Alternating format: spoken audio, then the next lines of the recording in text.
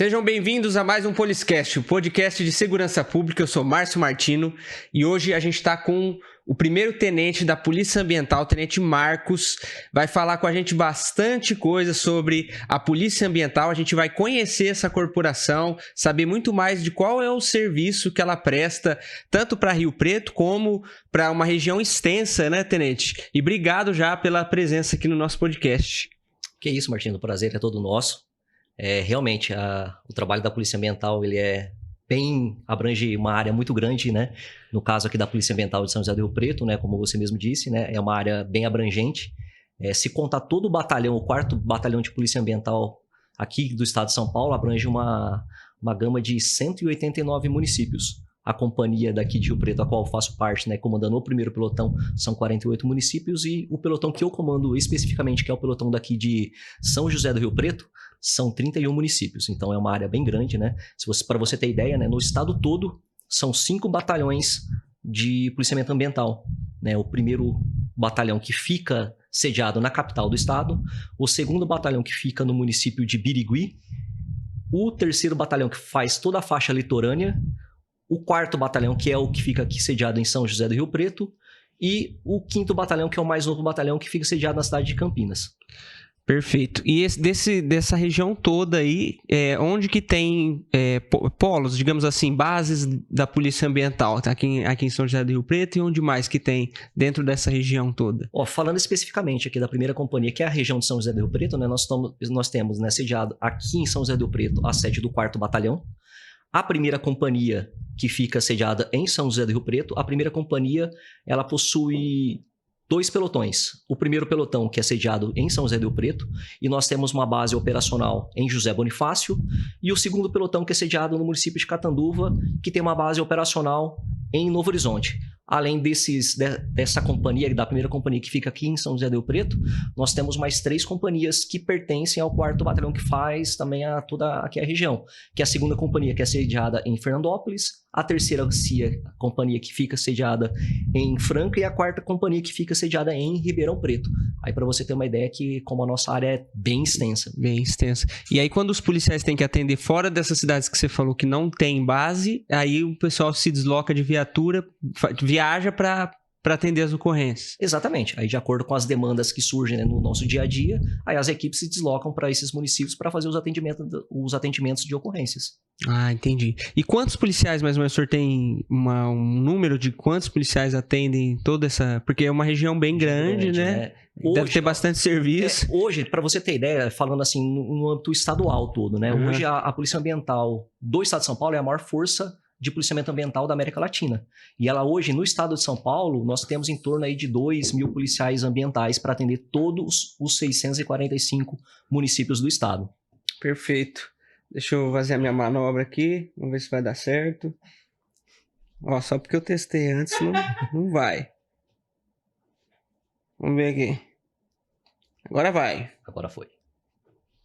Pessoal, eu vou pedir que você está assistindo esse podcast, que vai ser bem interessante. Inclusive, a gente vai falar bastante das queimadas, né? Que é um tema bem... Até vi o Fantástico ontem, teve bastante esse assunto no Fantástico. A gente está vendo nas regiões, nas redes sociais, as queimadas, né? Envolvendo até vídeos de pessoas que postaram nas redes sociais, além de muitos outros assuntos interessantes.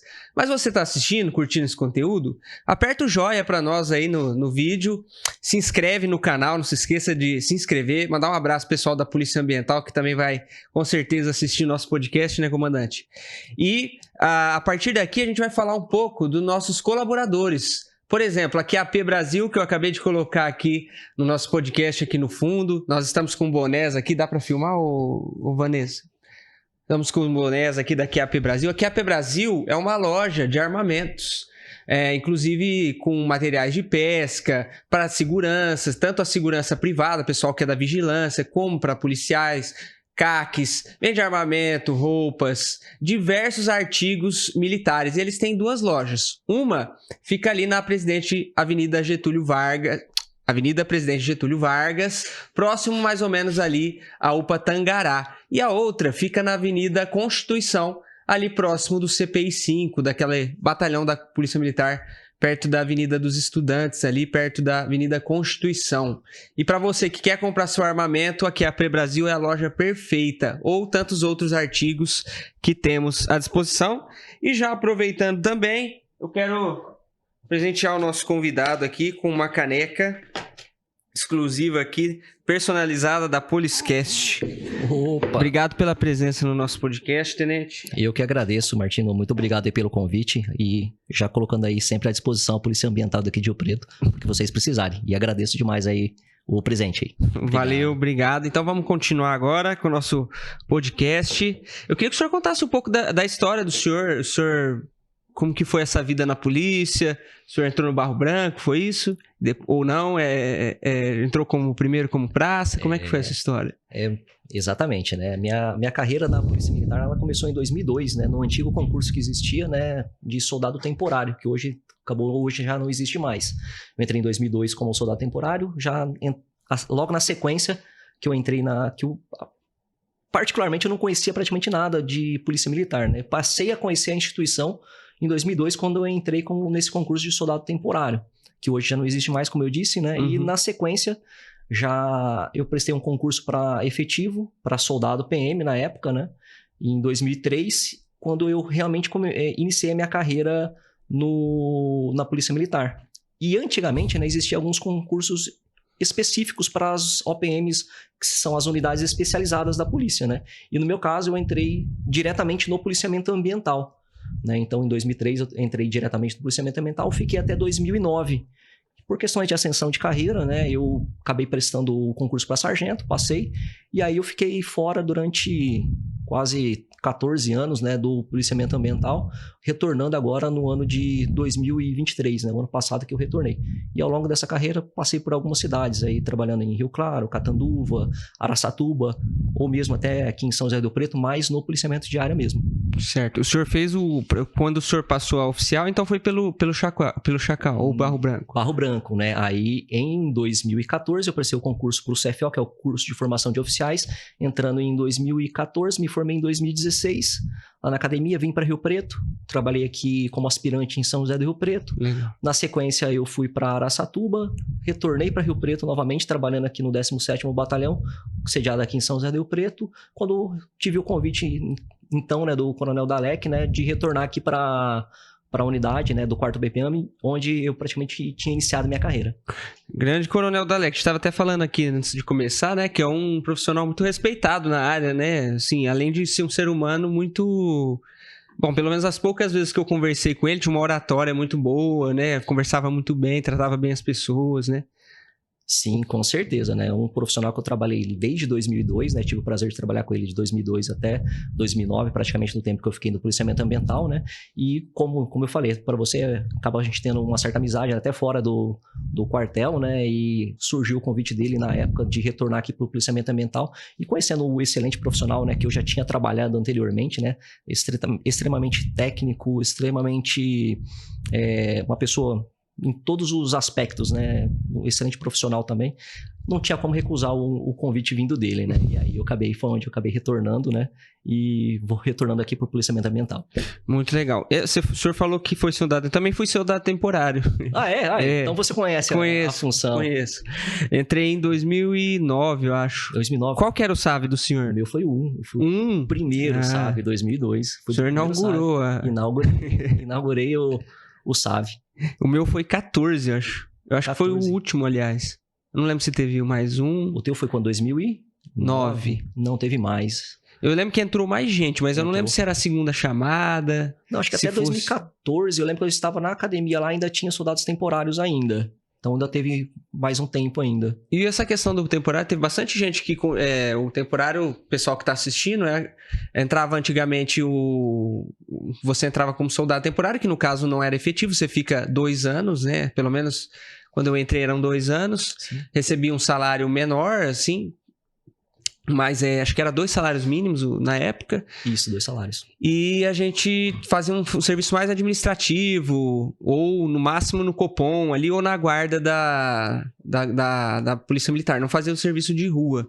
Mas muita gente, depois do temporário, pegou gosto e acabou indo pra carreira, ou por exemplo, da Polícia Militar, da GCM, ou da Polícia Civil, continuou na segurança pública, né? Exatamente, né? Eu, particularmente, sou um desses casos, né? Acabei entrando, né, conhecendo a instituição por meio do Serviço Auxiliar Voluntário, no caso o SAV. Conheci, gostei, me identifiquei e estou aqui até hoje. Perfeito. Bom, vamos lá. O senhor falou também aqui, o senhor está 1 ano na frente da Polícia Ambiental, só que da companhia, é companhia de Rio Preto? Aqui em São José do Rio Preto nós temos a primeira companhia e o primeiro pelotão. Eu, na função de tenente, eu comando o primeiro pelotão. Primeiro pelotão, aqui. Correto. Ok.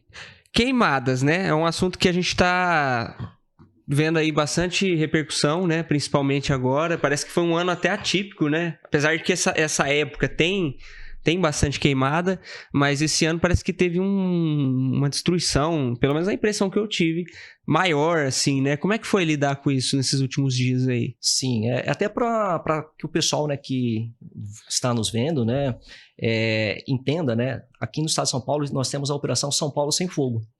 Muitas pessoas acham, né, que essa operação ela acontece só nesse período de estiagem. E na realidade não é bem isso. Ela é dividida em 3 fases. Fase vermelha, fase amarela e a fase verde. Obviamente por critérios de cores, né? A fase verde seria uma fase um pouco mais tranquila, né? Que ela começa no mês de novembro e vai até março. Aí nós temos uma fase amarela que vai de abril a maio e a fase vermelha que vai de junho até o final de outubro, né? Aí, essa operação nossa, né? O que acontece? O mês geralmente, né? O começo do ano, vamos pegar inicialmente por janeiro. Uhum. É uma fase de planejamento. É uma fase que a gente analisa, né? A gente verifica, né? E faz todo o nosso planejamento que será desenvolvido ao longo do ano. Na fase amarela, que é os meses de abril e maio, nós atuamos de forma bem preventiva, fazendo fiscalizações nas áreas rurais, principalmente, né, identificando locais que aceiros não estão legais, identificando proprietários, orientando eles, né, da importância de realizar essas manutenções, né, de forma que se previna que os possíveis incêndios que surgirão, né, na área, no período de estiagem, que é o período da fase vermelha da operação, né, sejam tão impactados, né, no nosso meio ambiente. Então, assim, seguindo essa fase, na sequência amarela, aí nós já entramos, né, nas fiscalizações, que é o período que acaba entrando na fase nossa de estiagem, com pouca chuva, né? E aí aumenta significativamente, né? Normalmente acaba havendo um aumento dos focos de incêndio. E esses focos de incêndio, né, para que todos entendam, hoje nós conseguimos identificar por meio de imagens de satélite, por meio dos nossos sistemas inteligentes, né? Todos os focos de satélites, todos os focos de queimadas que acontecem. Pegou fogo numa área rural de determinado município. Uhum. Por meio dessas imagens de satélite, que no caso é do INPE, nós conseguimos identificar o local e as nossas equipes elas fiscalizam todos esses focos de incêndio a fim de identificar possíveis responsáveis e se porventura, né, no caso foi identificada uma responsabilização, né, aplicar as devidas autuações, as devidas imputações, tanto administrativas quanto criminais. Correto. Mas esse satélite, ele identifica, por exemplo, começou a pegar um fogo ali, eu vi bastante, por exemplo, na rodovia ou até mesmo em propriedade rural e tal. O fogo, sim, ele começou, ele já pega, ou tem que ser um fogo muito grande? Como é que funciona isso? Não, como é que é essa tecnologia?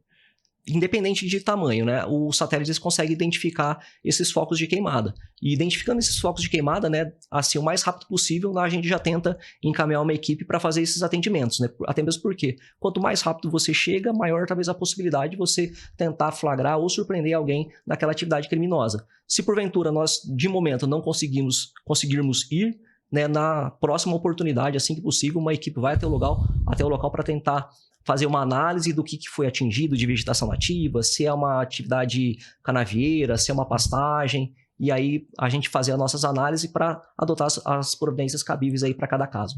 E o que as pessoas podem fazer para prevenir esse foco? Quem quem tá passando, sei lá, na rodovia ali, ou quem tem uma propriedade rural, quais são as dicas, assim, quais são as orientações para prevenir que não aconteça esses focos de incêndio? O que pode ser feito? Olha, falando bem sinceramente, pelo tempo de experiência que a gente tem, né? Apesar da gente saber que existem, né, situações de combustão espontânea e tudo mais, a gente percebe na nossa prática do dia a dia que a maior parte das queimadas, ou elas se originam por meio criminoso, ou por negligência de algumas pessoas que...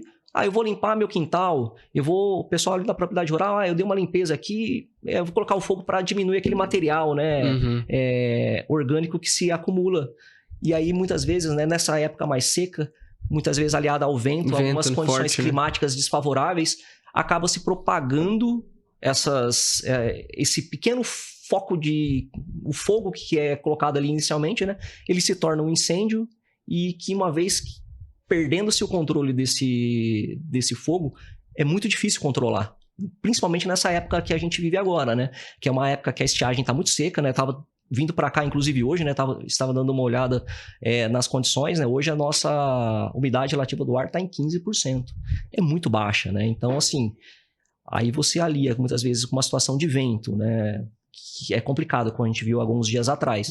É muito difícil combater. Então...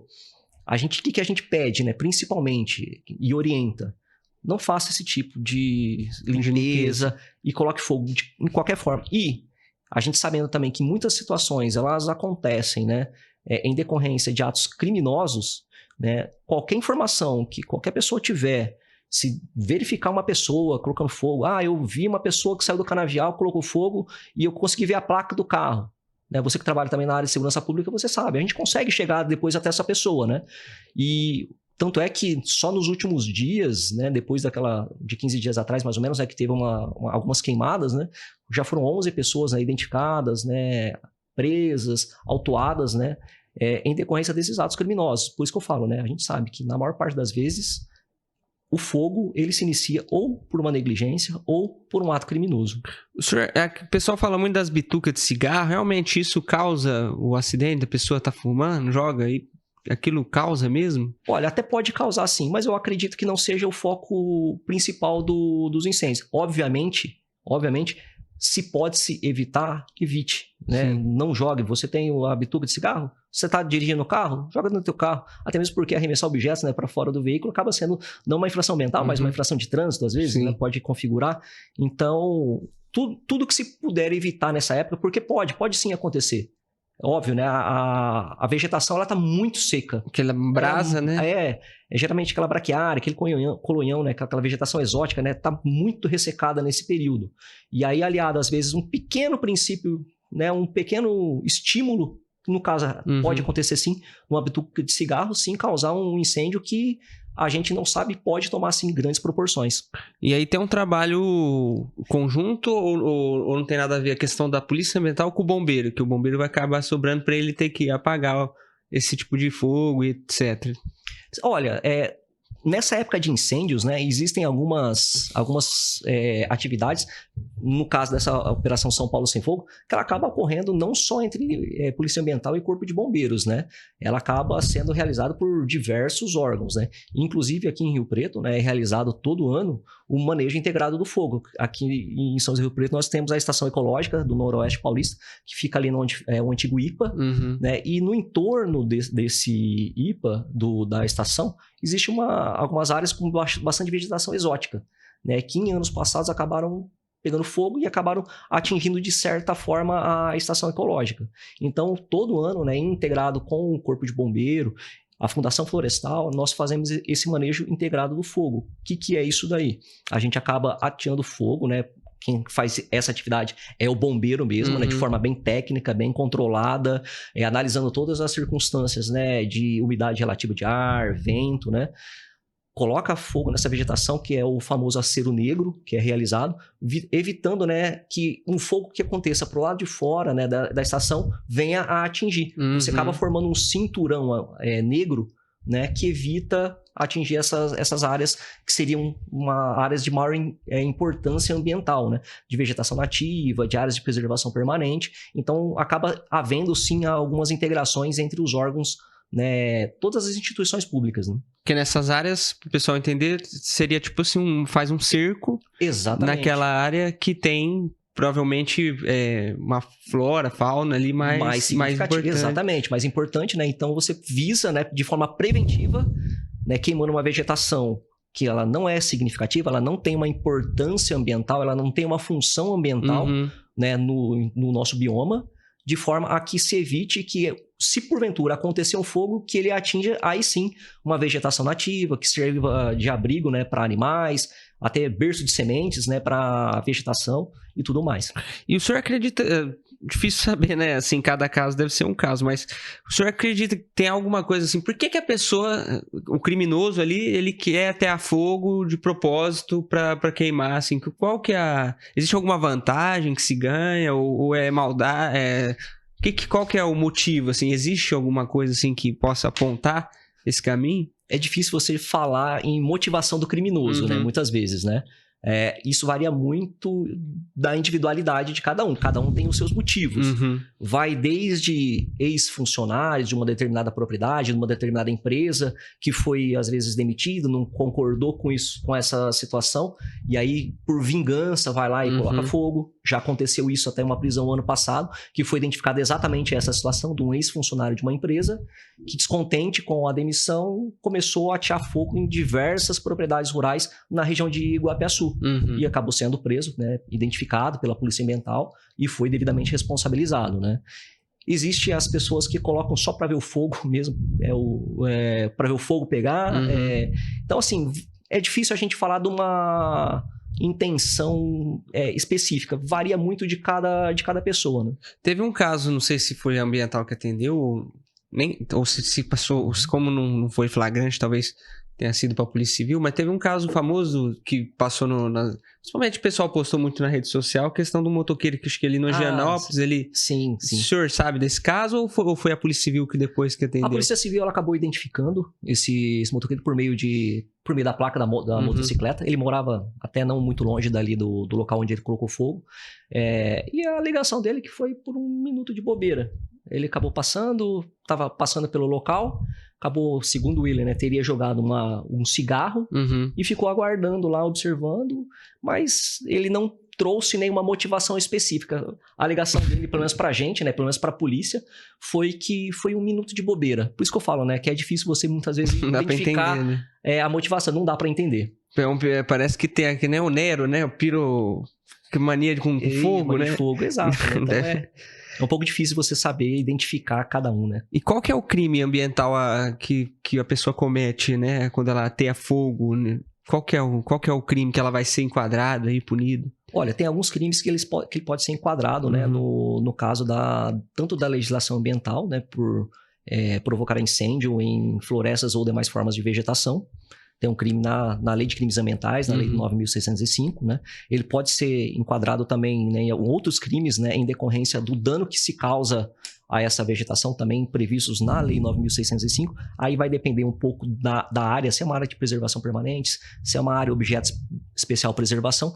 Então, tem alguns crimes que ele pode ser enquadrado na Lei de Crimes Ambientais se atingir uma área agropastoril, uma área de vegetação nativa ou uma área de preservação permanente. E temos também um crime no Código Penal, que é o artigo, salvo engano, 250, que é também causar incêndio, que possa causar...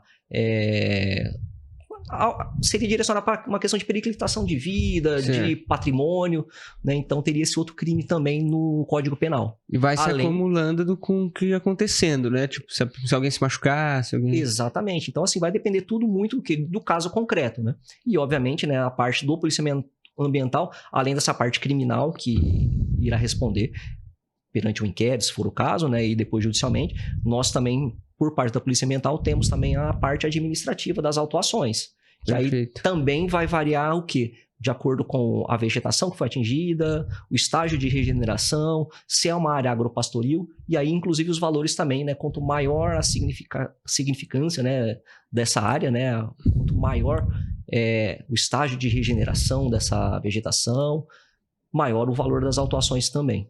Então é importante o recado aí do Tenente Marcos, prestar atenção, porque olha, você colocou fogo criminoso numa vegetação, né? Ou qualquer outro crime ambiental que você cometa, além de você ter que responder criminalmente, pode ser preso, além de tudo, o senhor vai ter que pagar uma multa aí, vai ter que pagar um valor e pode até ser um valor alto, dependendo do estrago que se faz, do bolso que vai sair do seu bolso, né? Além do quê? De prejudicar muitas pessoas, né, Tenente? Porque olha a qualidade do ar, como é que fica, né? A gente presenciou aí muita fumaça, muito, muito difícil de respirar, porque tem muita gente com problema de respiração, tem dificuldade demais nessa época, mata animais, né? É um prejuízo grande, né?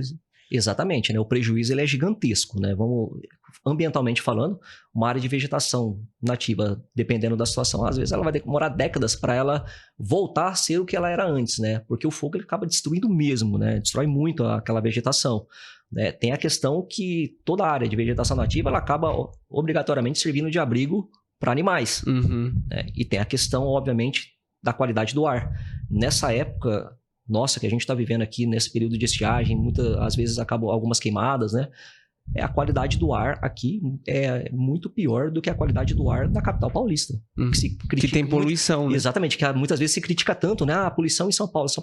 Muitas vezes aqui no interior a qualidade do ar, né? Ela acaba ficando pior justamente por essas questões que eu repito, né? Dessas queimadas, na maior parte das vezes, de ordem criminosa ou negligência, imprudência aí, por essas modalidades culposas das pessoas. E a qualidade fica, não sei se essa comparação, mas quase um deserto aqui, né?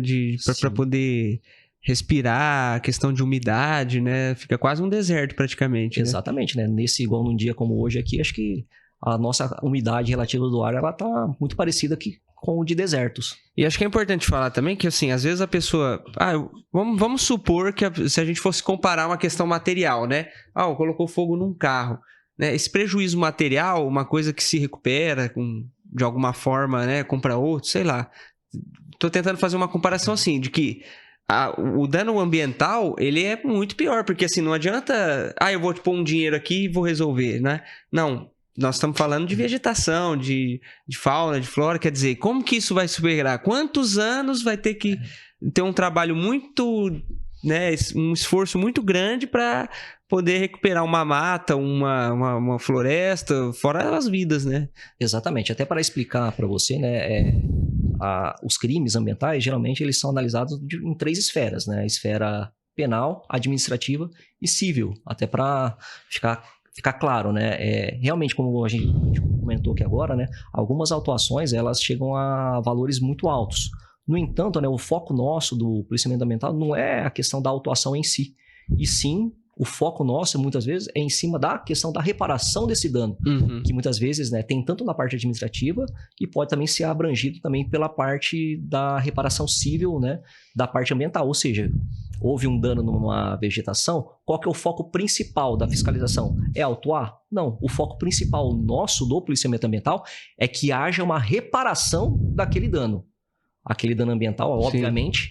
Muitas vezes ele vai levar anos, né, para que ele retorne ao que ele era antes. Mas o foco principal nosso é em cima disso daí, da reparação do dano. Tanto é que hoje, né, o estado de São Paulo, no geral, né, no Brasil, existe uma perda de vegetação nativa. Aqui no estado de São Paulo, né, nos últimos anos, no último censo que teve, foi identificado que houve um aumento de 5% na nossa área de vegetação nativa. Então, esse daí é o melhor notícia que a gente tem, né? Ou seja, o nosso serviço está surtindo efeito. A fiscalização nossa está redundando em reparação de danos, em termos de compromisso de recuperação ambiental e, com isso, aumentando as nossas áreas de vegetação nativa aqui no estado. E essa é uma ótima notícia, né? Porque é difícil a gente ter uma notícia de que tá na questão do meio ambiente, que as coisas estão melhorando, né? O senhor falou aqui um dado importante, eu mesmo não sabia, da questão de aumento, né? Então, da vegetação. E aí, é como tudo na segurança pública, né, comandante? Assim, quando existe uma punição, não é porque a gente quer punir porque é sádico, mas é simplesmente uma questão de se não existe punição, responsabilização e esse devolver, né, para quem você danificou, as coisas pioram, quer dizer, e se piorar, não é piorar para um ou dois, é piorar para todo mundo. Então, essa fiscalização atuante da Polícia Ambiental, ela é justamente para que tenham bons números, né? Números positivos, como o senhor trouxe aqui, na questão de recuperar a floresta, a fauna, que é tão atacada aí, ou já tem a sua deterioração natural, né? Exatamente, né? O foco principal nosso sempre vai ser em cima tanto da preservação, para que não haja... As nossas fiscalizações são sempre em cima disso daí. Em cima de prevenção e reparação dos danos ambientais. E eu acho que isso daí é o principal, né? Acho que até o Coronel Dalek, a gente falava, a gente não trabalha em cima de metas de autuação. Nunca houve isso daí dentro do policiamento ambiental. Pelo contrário, né? A nossa meta é de fiscalização. Nós temos metas de fiscalização ambiental. Se porventura acontecer um desdobramento de uma fiscalização, acontecer uma autuação, for constatado um crime, isso aí é uma consequência. O foco nosso sempre vai ser em cima da prevenção e em cima de, se porventura constatado. Bom, e esse uniforme agora que... Já, apesar que não é tão novo, mas eu venho reparando que ele mudou. Antigamente ele era muito parecido com o do policiamento, né? E aí mudou para esse camuflado. Teve um motivo? Melhorou o aspecto? Ou a questão da camuflagem? Não sei se é a camuflagem. Eu queria que você explicasse. Porque às vezes o pessoal vê na rua e fala, olha, será que é o exército?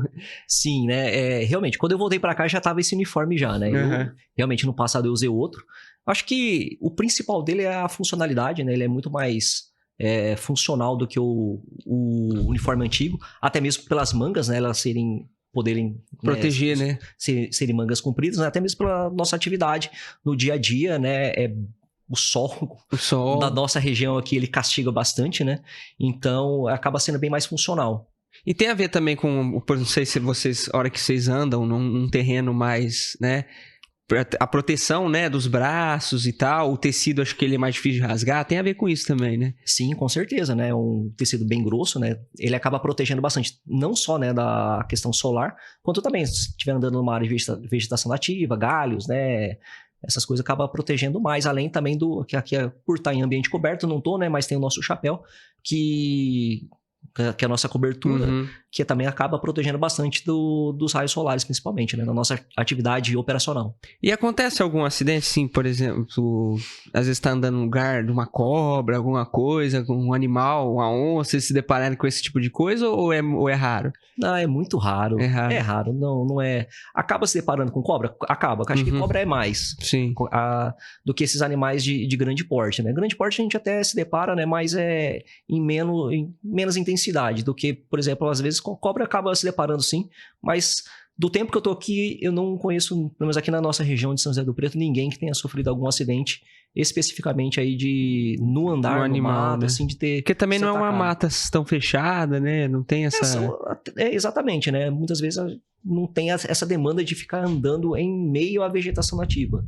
Sim. Então acaba não havendo talvez tanta necessidade, mas até mesmo a bota, né? Ela é um coturno, né? Um pouco mais alto, que acaba também protegendo um pouco aí o nosso efetivo de possíveis acidentes. Um trabalho também importante que a Polícia Ambiental faz é a questão da pesca, né? Tem alguns períodos aí, né? Na Piracema, o senhor falou acho que de um outro período. Que o senhor falasse um pouco desse trabalho. Sim, né? Como eu falei para você antes, né? Antes de iniciar, né? O trabalho da Polícia Ambiental ele é um tanto quanto sazonal, né? A gente vive de épocas, né? Por exemplo, agora a gente está numa época de estiagem que o nosso foco principal das nossas atividades acabam sendo direcionados para as fiscalizações de queimadas. Aí, a partir do dia 1º de novembro até o dia 1º de março, quando retorna o período de abertura de pesca, né? Esse período de 4 meses, né? De novembro até fevereiro, que é o conhecido como período de Piracema, é um período, você até me usou um termo, é o período que a pesca ela é proibida, né? Muitas vezes se comenta isso aí. Na realidade, a pesca ela não é proibida. Existem algumas restrições durante esse período para preservar a questão da desova e da procriação dos peixes, né, no ambiente aquático dele. Então, e como eu falei para você, né, a nossa região aqui, ela tem, na atividade pesqueira, uma atividade, inclusive econômica, né, de turismo. Tanto é que a nossa região aqui, como você sabe, por exemplo, tem o Rio Tietê, nós temos o Rio Grande e o Rio Turvo, são 3 importantes mananciais da nossa região, né, vai até o Paraná. Não chega aqui na área do meu pelotão, mas também fica dentro da área do batalhão. E não adianta, a nossa região aqui ela tem esse potencial, né, hídrico muito grande e o que acaba levando com certeza, né, a essa prática do turismo de pesca. E realmente, né, nesse período de novembro a fevereiro, as nossas fiscalizações, como normalmente já iniciou um período de chuva, minimiza-se, né, esse período de estiagem, né, fica mais úmido, a propagação de incêndios ela acaba diminuindo bastante e, consequentemente, aí a gente direciona todos os nossos esforços, né, a maioria pelo menos, nessa parte da atividade de pesca, fiscalização e preservação dos nossos recursos hídricos, aí, principalmente na fauna ictiológica, né, dos peixes. E a região tem bastante uma cultura, né, um hábito de pescar no fim de semana, né, o pessoal vai, vou lá pro Rio Grande, vou pro Rio Turvo, O pessoal tem esse hábito, né, de pescar, né? Tem, a nossa região aqui tem, o pessoal gosta bastante, né, não tem jeito, né, chega final de semana, até pela proximidade, né, coisa de meia horinha, 40 minutos, você tá no Rio. Ou tem muito rancho, né? Exatamente, né, a gente tá meio que centralizado, né, entre o Rio Tietê e o Rio Grande. Tem características diferentes, né, de pesca, né, o Rio Tietê, por exemplo, aqui é um rio mais direcionado para peixes exóticos, já o Rio Grande já tem quem gosta de peixe nativo, gosta demais pro Rio Grande. Mas não tem jeito, chega no final de semana, aumenta-se bastante aí a demanda por essa procura do turismo pesqueiro. E qual que são as regras, mais ou menos? O que não pode nessa época? Olha, na realidade, igual eu falei para você, né? Durante todo o ano existem regras, né? A pesca ela é dividida basicamente em duas categorias. Certo. A categoria de pescador profissional e os pescadores amadores. O pescador profissional é aquele que realmente vive da pesca. Ele sobrevive da pesca, né? Assim, a grosso modo falando. Para esse, existe um tipo de regra. Ele pode usar apetrechos de emalhar, rede de pesca, pode usar tarrafa, apetrechos que são os famosos, né, apetrechos de espera.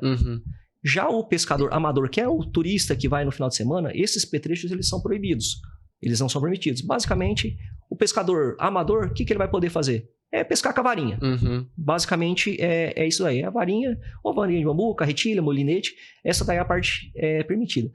E explicando assim, de uma forma bem assim, sucinta, né? Porque a legislação muito ampla, é extensa, né? Mas, basicamente, as nossas fiscalizações, elas se direcionam, né?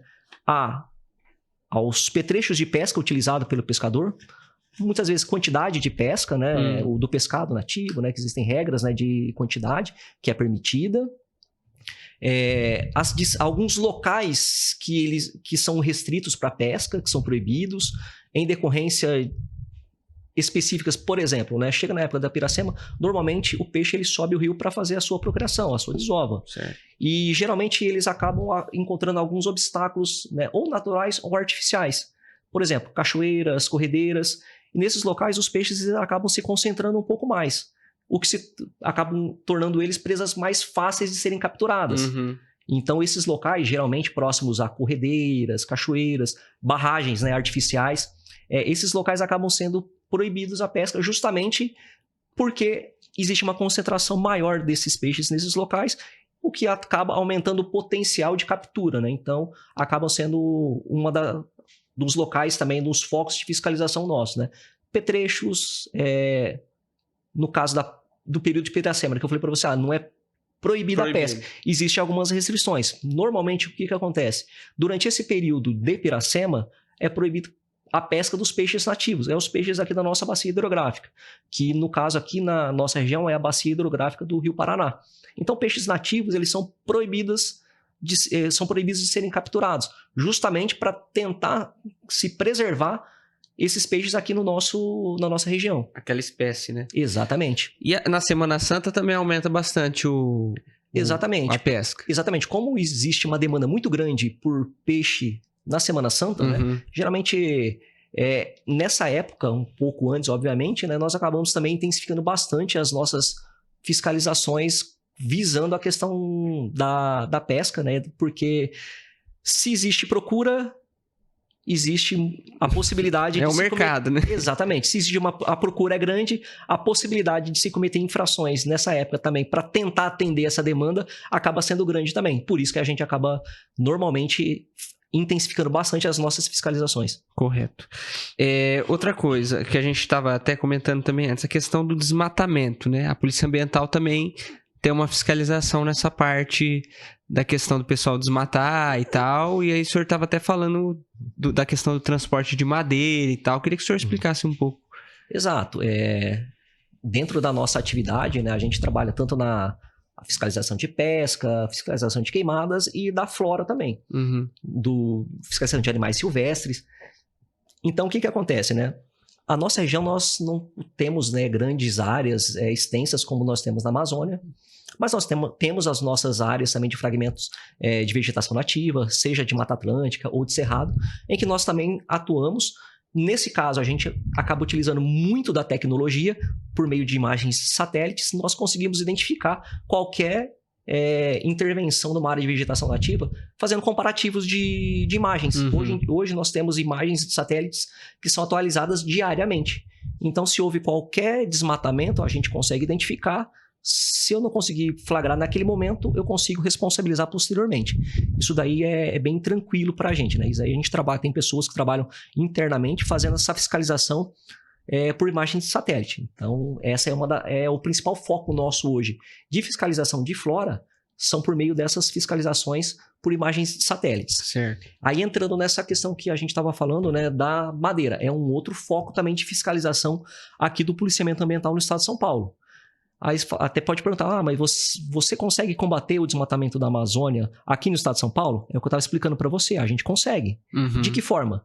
Do mesmo jeito que eu te dei fiz uma analogia, né? De quem furta um veículo, se alguém furta um veículo é porque alguém compra, né? Então, uma das formas de fiscalização seria combater talvez os desmanches. Aqui no estado de São Paulo, de que forma que eu consigo combater o desmatamento da Amazônia? Hoje, né, até para passar um número, né, que eu falei para você, em torno de 1/3 de toda a madeira retirada da Amazônia é utilizada pelas indústrias aqui no estado de São Paulo. 1/3. E praticamente metade dessa madeira extraída da Amazônia, se ela não é utilizada aqui, ela passa por aqui pelo nosso anel, pelo nosso modal viário, que seria indo para outros estados daqui do Sudeste ou para os estados do Sul do país.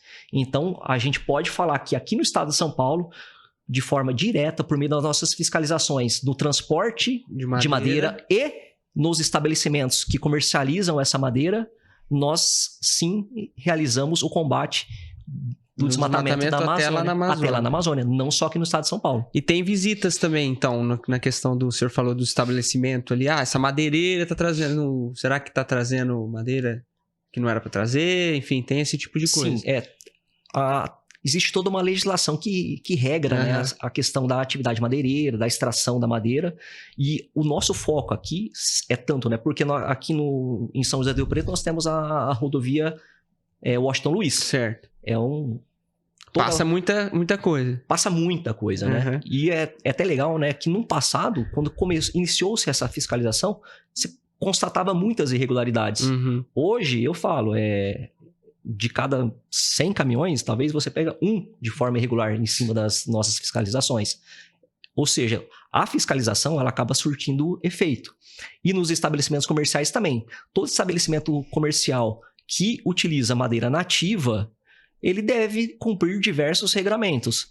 Ele tem que ter um estoque virtual no sistema, batendo com o estoque físico, e a gente, geralmente, o que a gente faz nessas fiscalizações? Nós fazemos essas comparações, a gente analisa a documentação, vê se está tudo certo, se ele possui licença, e se esse estoque está cumprindo certinho, se ele não tem madeira para mais. Se a gente constatar uma madeira para mais, muito possivelmente essa madeira seja de origem ilícita. Exatamente. E aí a gente adota as providências também, tanto na esfera criminal quanto na esfera administrativa. E o pessoal, além da rodovia, eles costumam usar muito rotas alternativas, tipo estrada de terra, esse tipo de coisa?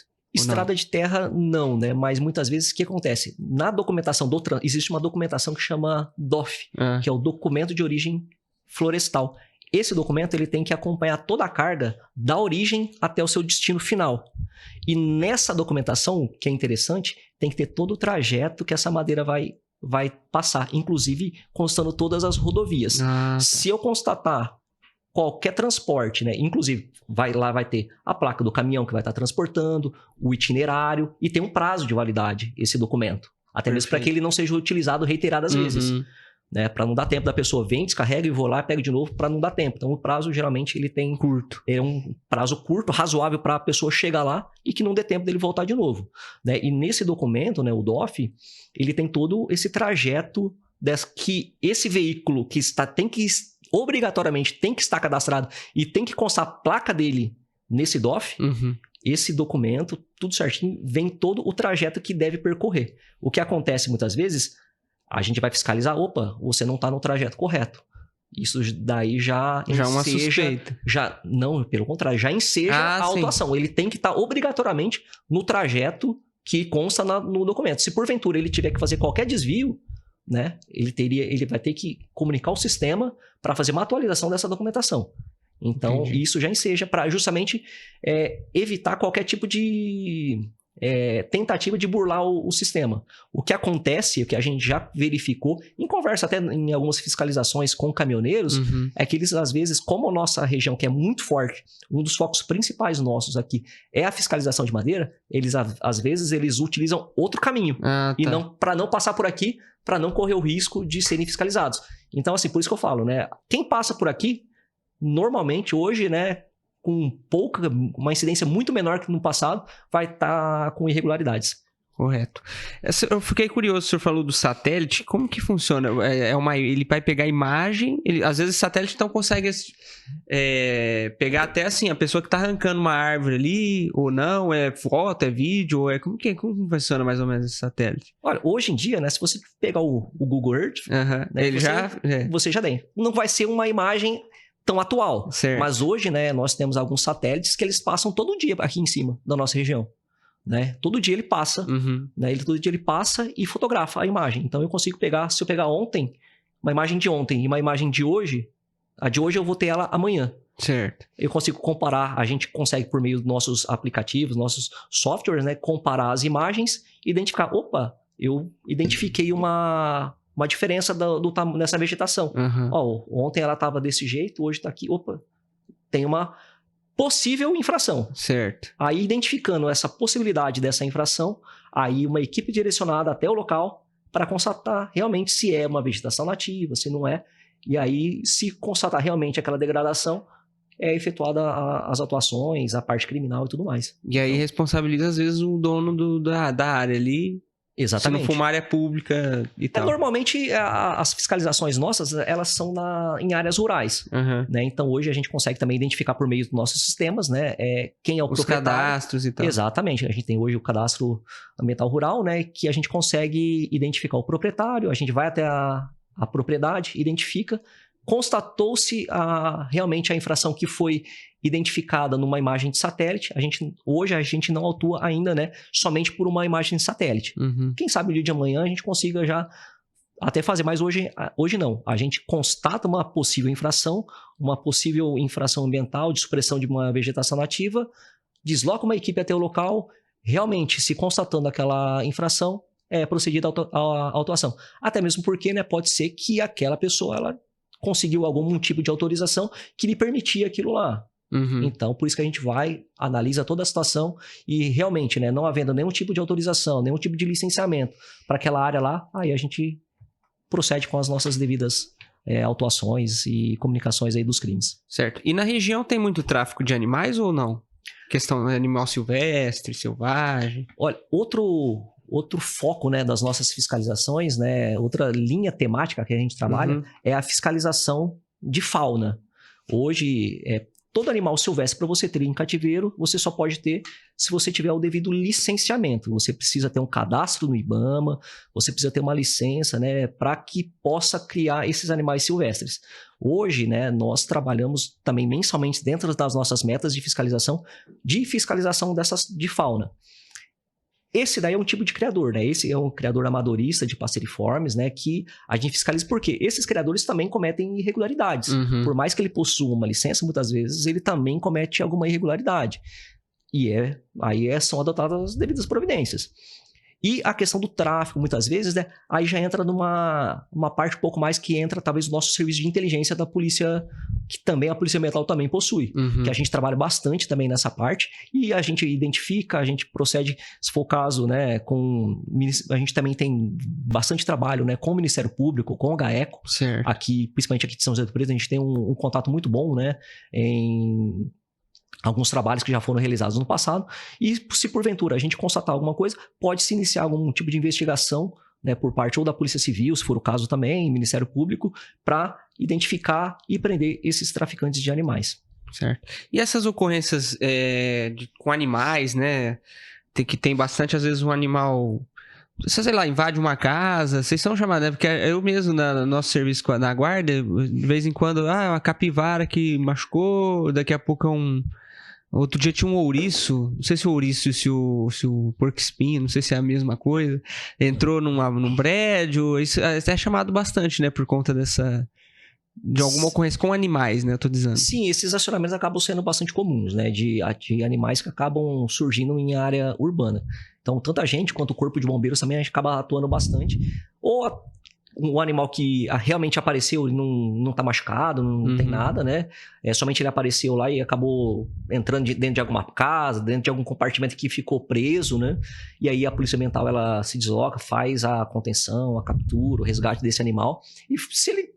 Normalmente, o que acontece? O animal, ele tá sadio, não tem qualquer tipo de indício dele estar machucado. Nós procuramos alguma área de vegetação nativa, né, que ele possa, né, sobreviver de forma natural lá naquele local e efetua a soltura. Se porventura esse animal ele tá machucado, está debilitado por algum motivo, esses animais eles são encaminhados aqui falando especificamente de Rio Preto, né? Eles são encaminhados para o zoológico. Até ia te perguntar essa participação do zoológico aí. Sim, a gente tem uma parceria muito boa com o zoológico daqui de Rio Preto. Eles recebem esses animais silvestres, né? Certo. Esses animais silvestres, eles são recebidos lá no zoológico. Eles prestam os devidos atendimentos até que ele encontre as condições ideais deles serem soltos novamente. Se porventura verificar que ele não encontra mais condições, eles acabam ficando por lá mesmo. O pessoal fala muito questão do zoológico, né? Que às vezes tem um animal ali preso e tal. Bem, que é uma situação que realmente talvez não seja ideal, mas tem muitos animais que estão ali por causa disso, né? Se você soltar ele no habitat natural dele, ele não vai sobreviver mais, né? Exato, né? Principalmente se o animal for resgatado e filhote, né? Então é mais difícil de você fazer às vezes essa reintegração. E aí, né? Aí entra na parte técnica, né, dos biólogos ou veterinários, né? Eles falam assim, olha, esse animal pode ser solto, esse animal ele não tem condições, ele vai permanecer por aqui. Então é por isso que eu falo que a gente tem uma parceria muito boa, porque a gente acaba fazendo os resgates, levam para eles, né? E muitas vezes eles até acompanham a soltura, né, desses animais quando eles já se recuperaram, né? Eles acabam acompanhando a gente e a gente faz a soltura em alguma... Geralmente a gente procura fazer essa soltura em locais próximos, né, de onde eles foram realmente encontrados, até mesmo para que ele se readapte de uma forma melhor, mais rápida. Exato. Né? Eu ia até te perguntar, a gente tá chegando quase ao fim aí, a questão por vocês estarem nessa parte ambiental, né, esses trajetos, essas rotas, mais... Vamos dizer assim, né? Eu imagino, né? Que vocês andam muito em estrada de terra e tal. Tem um perigo ali, porque assim... eu imagino que, por exemplo, muitas quadrilhas, né? Quando vai fugir de algum lugar, usa essa rota alternativa, né? Que não aparece tanto na cidade, porque a cidade tem muita câmera, muita testemunha. Tem um perigo isso, né? De acontecer alguma coisa, acaba uma ocorrência, né, perigosa. Sim, acaba tendo, não tem como, né? Muitas vezes, principalmente grandes crimes, né? Grandes crimes, por exemplo, um exemplo lá em Araçatuba. Teve um roubo da Protege lá na época, né? Eles saem da cidade e acabam se deslocando até uma área rural, onde muitas vezes eles acabam trocando de veículo e realmente isso pode ser um risco de uma equipe nossa no dia a dia se deparar e acaba... Justamente por esses motivos que a gente também realiza diversos treinamentos de procedimentos operacionais. Todas as equipes nossas, né, por mais que trabalhem no policiamento ambiental, o rádio nosso ele fica copiando a rede rádio do policiamento de área.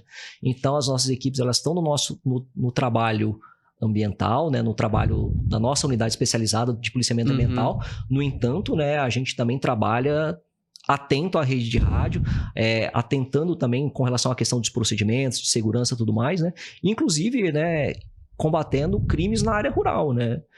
Furto e roubo de gado, maquinário agrícola, né? Inclusive já... Porque tem muito, né? Tem bastante, né? Inclusive a gente esse ano já realizou algumas prisões, recuperando tratores, né? Teve agora recentemente 2 em José Bonifácio, que acho que foi salvo engano, o mês passado, mas no começo do ano tivemos 2 tratores recuperados também aqui em Neves Paulista também. Então, assim, no nosso dia a dia a gente está sujeito sim, né, a se deparar a qualquer momento com crime na área rural, né, e justamente por isso, né, como a gente até brinca, né, é polícia militar como qualquer, né? Então o ambiental é um adjetivo, né? Certo. Antes disso daqui tá a polícia militar, nós também somos policiais militares e como policial militar sendo, né, nós temos que estar preparados para atender qualquer tipo de ocorrência.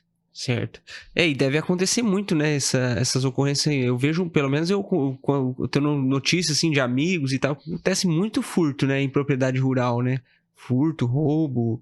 Até eu ia perguntar pro senhor, assim, como que é lidar também com essa questão do armamento, porque às vezes a pessoa tá na propriedade rural, muita gente tem arma, né? E aí, não sei se isso traz um risco também para vocês, ou por exemplo, questão de caça, né? O pessoal tá caçando, aí chega a polícia ambiental, aí tá aquele monte de gente armada, né?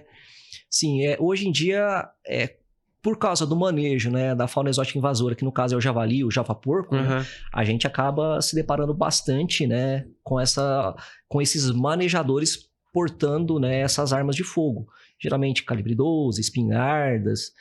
Mas, normalmente, a gente nunca teve problema com esse tipo de pessoas. Por quê? Normalmente, essas armas elas estão todas regularizadas, estão todas documentadas, eles realizam, né, o abate, né, desses animais, né, de forma regular.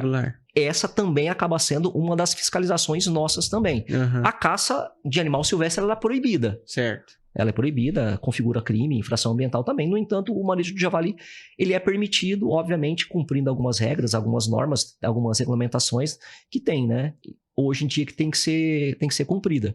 Mas, e realmente, hoje em dia é muito mais comum no nosso dia a dia, né, nos depararmos nas nossas fiscalizações com pessoas armadas. Aqui na nossa região, nunca tivemos problemas. Até mesmo porque existem algumas regras, né, para transportar esses armamentos, né? Eles não podem estar municiados, a munição tem que estar separada do armamento. Então, graças a Deus, até hoje, nós nunca tivemos problemas, não. Certo. Só para ficar claro pro pessoal que tá a questão de caça aí. Não pode caçar nenhum tipo de animal. O javaporco, o javali, não sei qual que é o termo certo, se é os dois, esse tem uma permissão, se você tirar toda a documentação, tal, tem um procedimento, imagino, que você pode caçar porque eles são meio que uma praga, né? Eles proliferou assim demais, né? É isso? Exatamente. Animal silvestre, a caça ela é proibida. Falou em animal silvestre, é proibido. O javali, que ele tem em origem europeia, né? Ele é um animal, por ele não ser nativo do Brasil, ele é exótico. E aí o javaporco, que seria o hibridismo, né? Desse javali com o porco doméstico, que vivem soltos e acabam cruzando e formam essa forma híbrida. Então, tanto o javali quanto o javaporco, eles é permitido esse abate, esse manejo, justamente pela nocividade dele, principalmente nas culturas do campo, né? Eles trazem um dano tanto na área de vegetação nativa, né? Chafurdando ali as áreas de preservação permanente, ou até mesmo gerando muitos danos, né, nas culturas agrícolas que a gente tem nas áreas rurais. Então, obviamente, esse manejo, esse abate, ele é permitido. No entanto, né, existem um regramento, algumas normas, né?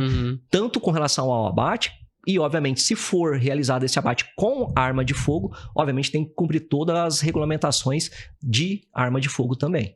E como é que tá o senhor tem algum número da questão de se tá diminuindo, se tá aumentando? Essa questão do javaporco, o javali, com a caça tá diminuindo um pouco ou tá piorando? Como é que tá isso? Olha, o javali, ele se procria demais numa velocidade muito rápida. Ele tem várias crias no ano. Então, assim, por mais que exista ainda os manejadores, né, que fazem esse abate, né, de controle, né, do javali, ainda se tem bastante ainda, né? Então, hoje é uma situação muito crítica, principalmente, né, para quem trabalha, para quem tem culturas no campo, né? Porque em algumas regiões eles acabam danificando demais, principalmente plantações de milho, sorgo, né? E além de tudo, né, tem as áreas de preservação permanente também, né? Eles acabam, não tem jeito, acabam danificando também algumas áreas.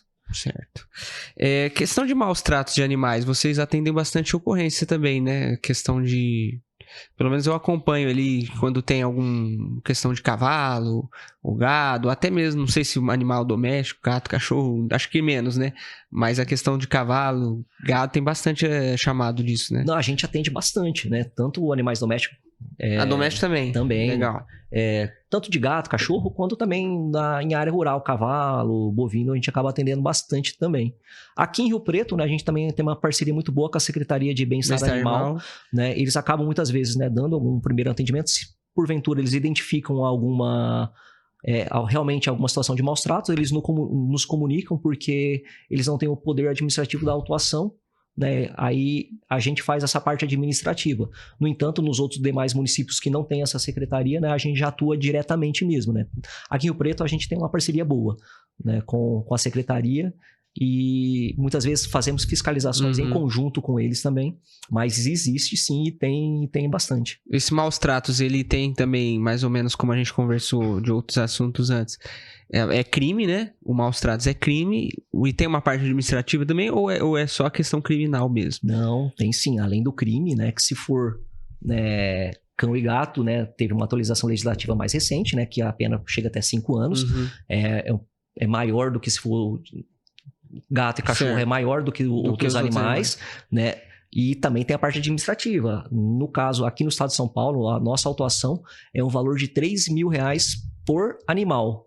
E se porventura, em decorrência dos maus tratos, decorrer a morte desse animal, ou ele necessitar ser sacrificado, né, em decorrência desses maus tratos, a pena ela é agravada, a multa ela é dobrada. Então, de 3.000 vai para R$6.000. É uma multa pesada aí pra quem tiver maltrato. Os maus tratos, ele tem meio duas modalidades, né? A pessoa pode estar judiando, sei lá, batendo no cachorro, fazendo alguma violência, vamos dizer assim, ou ele pode estar deixando de cuidar também, né? Tem essa outra questão aí, né? Não sei, não tá colocando água, comida pro animal, né? Sim, né? Na realidade são várias situações que podem configurar os maus tratos. A gente aqui tem essa questão dos maus tratos mesmo, da agressão. Certo. É uma forma. A negligência com relação à alimentação, ao ambiente que esse animal ele se encontra. Muitas vezes o ambiente está totalmente insalubre para aquele animal sobreviver. Cheio de fezes, urina, a pessoa ela não limpa. Você vai na casa dela, você verifica que faz um mês que ela não limpa o quintal, né? Isso também, essa questão da salubridade do local também configura maus tratos. E uma coisa que muitas vezes as pessoas elas não entendem que é maus tratos que é o abandono do animal. Certo. Abandonar o animal também configura maus tratos. E é o mesmo tipo de autuação, é o mesmo tipo de pena do crime. Se for animal, se for cão e gato. E né? Tem muito, hein? E tem.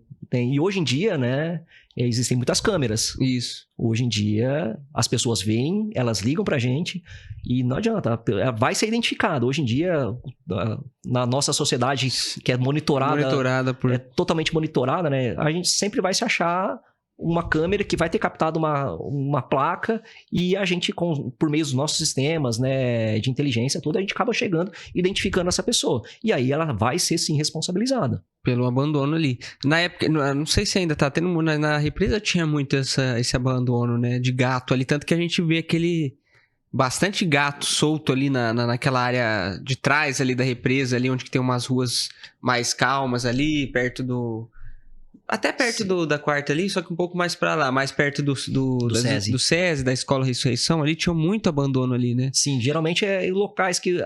Esse também seja até um certo problema, né? Por quê? Muitas vezes em locais que as pessoas identificam que alguém vai cuidar, é justamente tem os cuidadores, né? Exatamente, é justamente onde ela vai acabar abandonando esse animal. Por quê? Porque ela tem aquela sensação que ela tá abandonando, mas alguém vai cuidar, né? Mas, da mesma forma, ela vai incorrer no crime e no abandono também desse animal. E esse gato ali, estando na represa, ele um pouco que prejudica também, assim, porque a represa, por exemplo, é uma área que tem fauna e flora, né? Posso estar falando besteira, que tô falando sem saber, mas a represa ali tem que preservar a represa. Ali tem capivara, tem ganso, tem outros animais, tem passarinho, não sei. E aí o gato ali, ele é meio que estrangeiro também, não é? O que pode acontecer muitas vezes é o seguinte, né? Todo animal doméstico, muitas vezes, ele traz algumas doenças dele, né? E se porventura esse animal, não falo não só especificamente ali da represa, né?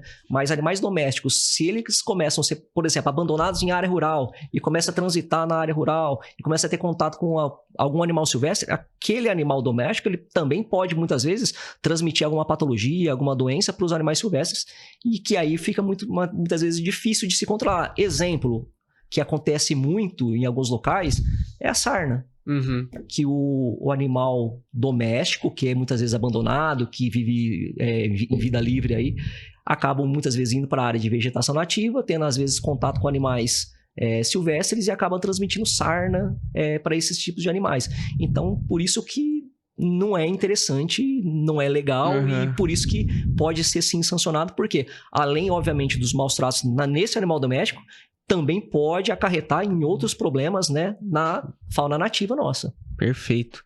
Bom, nós vamos chegando ao fim. Eu queria agradecer a Vanessa, que esteve na técnica hoje, esse espaço legal que a gente faz aqui, o podcast, a DLG Mídia, muito obrigado. Agradecer principalmente o nosso convidado, Tenente Marcos. Deixar a oportunidade, se o senhor quiser falar um último recado aí, se o senhor quiser mandar um abraço pessoal da Polícia Ambiental aí, qualquer recado que o senhor fique à vontade. Ô Martino, a gente que agradece o convite, né, esse espaço para tentar trazer um pouco de esclarecimento, né, dessas dúvidas ambientais, que a gente sabe que tem bastante, né, e assim, eu agradeço demais a você, ao podcast, né, bacana esse espaço. Eu acabei, antes de vir para cá, dando uma verificada em outros, né, e é bem legal mesmo, né, esse trabalho de divulgação da área de segurança pública, e deixo, assim, as portas abertas, tanto para a população que se tiver dúvida, né, nós temos as nossas redes sociais, tanto o Facebook, Instagram, temos os nossos telefones também, não só para dúvidas, né? Denúncias, se precisarem realizar... eu identifiquei alguém abandonando um animal. Eu identifiquei alguém colocando fogo em alguma área. Certo. Liga pra gente, pode entrar em contato tanto pelo nosso telefone, no caso aqui de Rio Preto, né? O 3201-3637. No caso, temos as redes sociais, né? O Instagram, Polícia Ambiental Rio Preto. Qual que é o Instagram? Polícia Ambiental Rio Preto. Então, assim...